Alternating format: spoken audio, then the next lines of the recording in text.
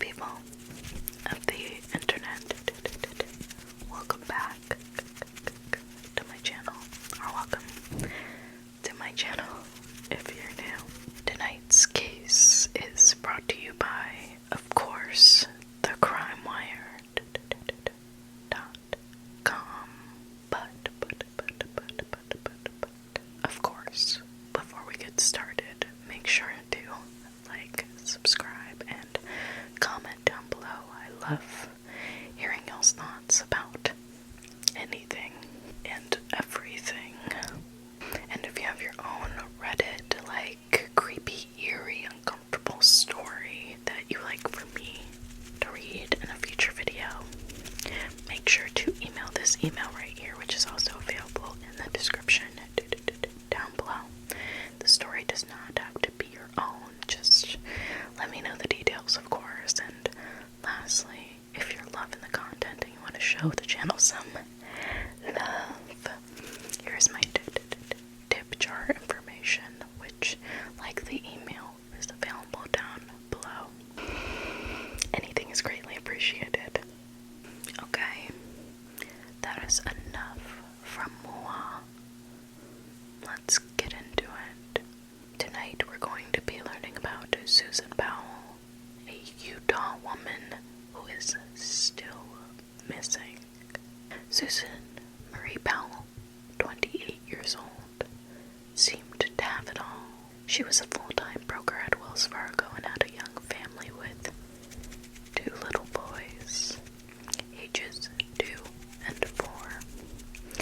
Her husband appeared to adore her and the children. However, on December 6th, 2009, Susan Powell vanished, and police began to suspect Susan's life was not what it appeared to be. Susan Marie Cox was raised in, excuse me if I'm pronouncing this wrong, but Puyallup, Washington. She was 18 years old and a cosmetology student when she met Josh Powell. He was 25. According to All That's Interesting, Josh and Susan were devoted members of the Church for Latter-day Saints, LDS, and enrolled in an Institute of Religion course. Josh proposed to Susan just days after she met him. They married on April 6th, 2001, at the LDS Portland, Oregon temple. The couple moved in with Josh's father, Stephen, in South Hill, close to Puyallup, excuse me. During that time, Stephen would sexually harass Susan, even regularly stealing her underwear. Skis ball. Stephen also secretly filmed Susan for a year until he confessed in 2003.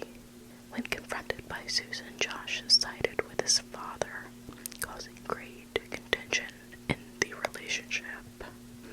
Skis ball. Susan was ecstatic when they moved to West Valley City, Utah in 2004. However, Susan did not know that Josh had been very possessive in his previous relationship with Catherine Everett. Everett claims she felt she had to flee the state to get away from Josh because of his obsessive behavior. Susan gave birth to her first son, Charles, in 2005, followed by her second son, Braden, in 2007. She focused on her children and her new career as a broker.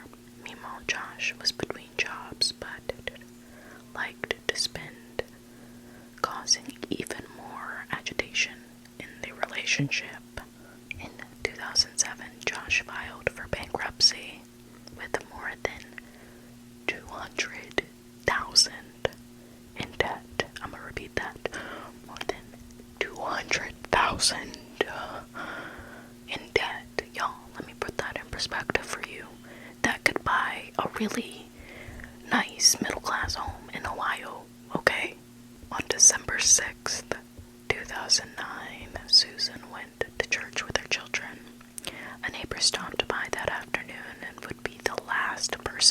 see Susan at around 5 p.m. The following morning, she failed to show up at work and her children did not attend daycare. The daycare staff could not reach Susan or Josh, so they called Susan's mother, who called the police.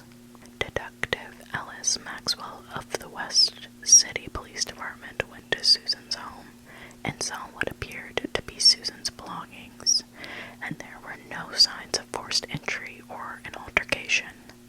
He noted that 2 fans were blowing on a wet spot on the carpet.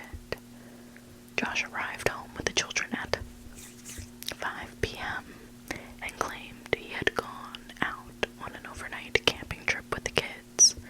Both children agreed that's where they'd been. The police interrogated Josh Powell. He claimed he had gone camping the night before with the children. However, Josh could not explain why Susan's cell phone was found inside his car, along with a generator, tarps, gas canisters, and shovels. Investigators asked, who would take their children camping on a school night with freezing temperatures and mixed rain and snow? Police would also find a safe deposit box and inside a note that said, if I die, it may not be an accident even if it looks like one. It looked like an open and shut case, but with no body, the Salt Lake City County District Attorney declined to file any charges. A week later, after Susan went missing, Josh hired an attorney. Authorities stated he was a person of interest and was not cooperating with the investigation. Authorities impounded the couple's minivan. While the police were processing the minivan, Josh rented a car on December 8th and drove 800 miles before returning the car to Salt Lake City Airport on December 10th. The rental had no GPS data for the police to know where it had been driven. On December 9th, investigators found blood containing Susan's DNA on their carpet, and on December 15th, they found her written documents in her safety deposit box. Investigators searched the campsite where Josh said he had been, but could not determine if the spot had been used recently. After Josh returned home, neighbors were questioned, and one told the police that Josh had been acting unusual. His hands were badly windburned, and he was putting a lot of lotion on them. Other neighbors stated that Susan was very unhappy in her marriage and had spoken openly about divorcing him. One of Susan's friends even told the police that she had been saving Munyon's money to leave. During a media interview in November 2010, Josh told the reporter that his wife was mentally unstable and he thought she left on her own and possibly with another man. Susan's family and Josh's sister disputed this, but Josh's father supported his son's statements to the police. Initially, after Susan disappeared, her family supported Josh, but a month after Susan's disappearance in January 2010, Josh packed up his family and moved to Puyallup, Washington. He told family members he was leaving to avoid the constant news coverage. Josh moved back in with his father, Stephen Powell, and cut off all communication with Susan's family, including her parents, Chuck and Judy Cox. So what is this about another man? There was widespread speculation that Susan's disappearance was connected to the December 12, 2009 disappearance of Stephen Kocher, a former journalist. Stephen left his home in St.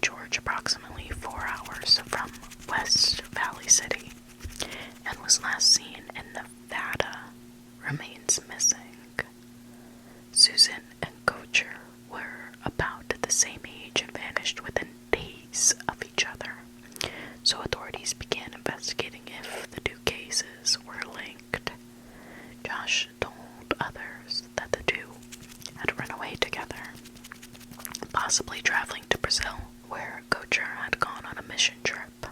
However, authorities could not find any connection and had no proof they even knew each other. The theory was ruled out.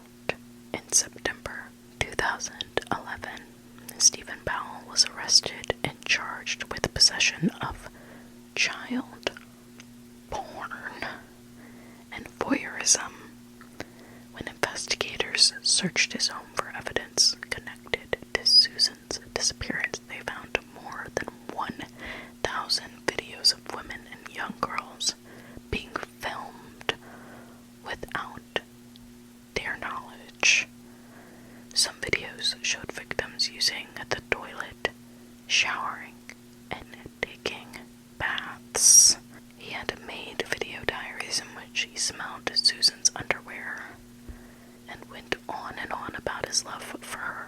Investigators said it appeared Stephen had been peeping on victims for at least a decade.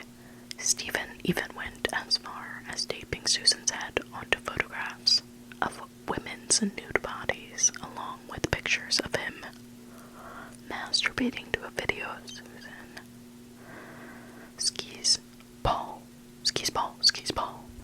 Skis Paul. That's all I have to say.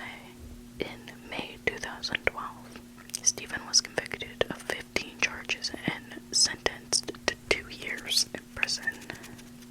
In Susan's journal, she wrote that she thought Stephen was a pedophile and ultimately a bad influence on Josh.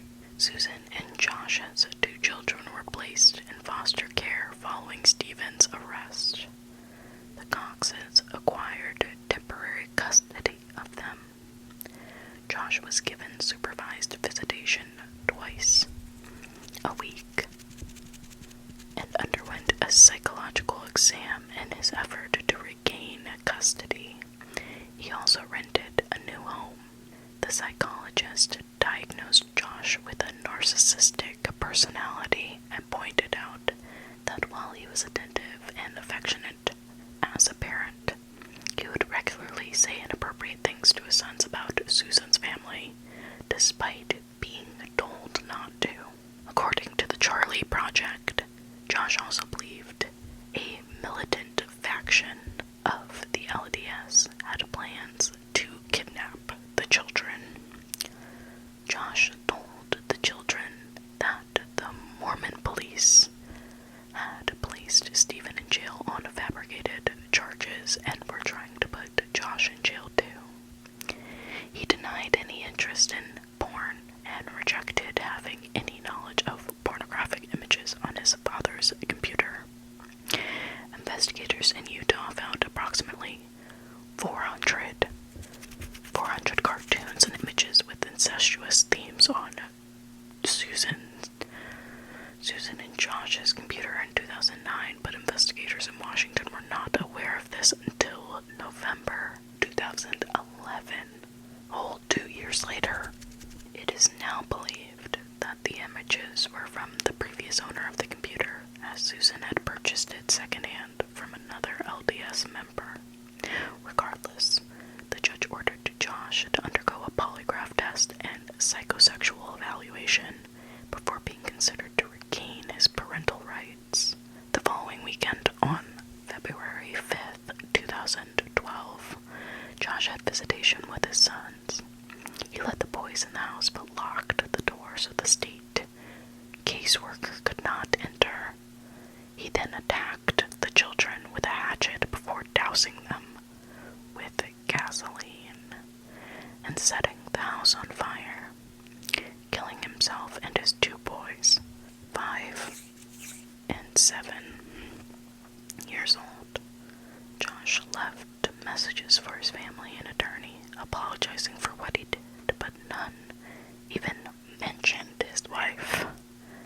Investigators say Josh had planned the murder-suicide and had stored gasoline.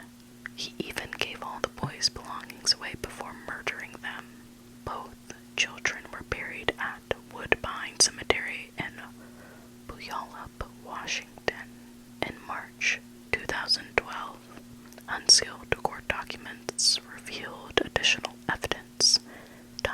Josh to Susan's disappearance and potential murder. Her blood was found on the tile floor next to the couch, and her cell phone was in Josh's car. When Josh turned over his and Susan's cell phones to investigators, the SIM memory cards were missing. Josh had taken out a $1.5 million life insurance policy on Susan. Soon after her disappearance, Josh accessed her retirement account and canceled Susan's upcoming doctor appointments. Josh's son Charlie told the authorities that Susan had been with them on the camping trip the night she vanished, but she did not return with them, and he did not know why. This whole case breaks my heart. Quote, "My mom stayed at Dinosaur National Park. My mom stayed where the crystals are," unquote, Charlie told investigators. Several weeks after Susan disappeared, Charlie also told his teachers that his mother was dead. Near the first anniversary of the boys' murders, Josh's brother, Michael Powell, committed suicide by jumping off the roof of a parking garage at the apartment where he lived in Minnesota in February 2013. Michael had been battling Susan's parents over the $200 million life insurance policy Josh had taken out on himself and his sons. Josh had designated Michael as the primary beneficiary. The Coxes disputed it in court, and the insurance company refused to distribute the funds until the matter was settled in court. After Michael died, authorities disclosed they believed Josh was responsible for Susan's disappearance and that Michael helped his brother cover it up. Michael had sold his car to a salvage yard in Oregon 2 weeks after Susan vanished. He later ordered satellite images of the lot where the car was left. When investigators found the car, a cadaver dog indicated a decomposing body had been in the trunk. Michael and Josh communicated using a computer code that authorities could not crack, but they were convinced that Michael had helped Josh get rid of Susan's body. Their father, Stephen, had died of natural causes in a Washington hospital in July 2018 at the age of 68. The Cox family not only lost their precious daughter, but they also lost both of their grandchildren. The loss is immeasurable, and the case is haunting. Susan's parents scrutinized the police investigation into their daughter's disappearance, especially after Charlie and Braden's deaths. They believed there was more than enough evidence to make an arrest and untimely prevent the murders from happening. In July 2020, the court ordered the State Department of Social Health and Services to pay Chuck and Judy $98 million for negligence resulting in the deaths of their grandchildren. It was a win, but wouldn't bring their daughter and grandsons back. Chuck Cox said he intends to use the money to honor his late grandchildren. Chuck and Judy stated they want to try to help others so they can save more children. Have you guys heard of this case before? Let me know your thoughts. As always, be respectful. Always be respectful if you're commenting. Don't forget to like, subscribe, and comment. I always enjoy hearing your thoughts. Your respectful thoughts, okay?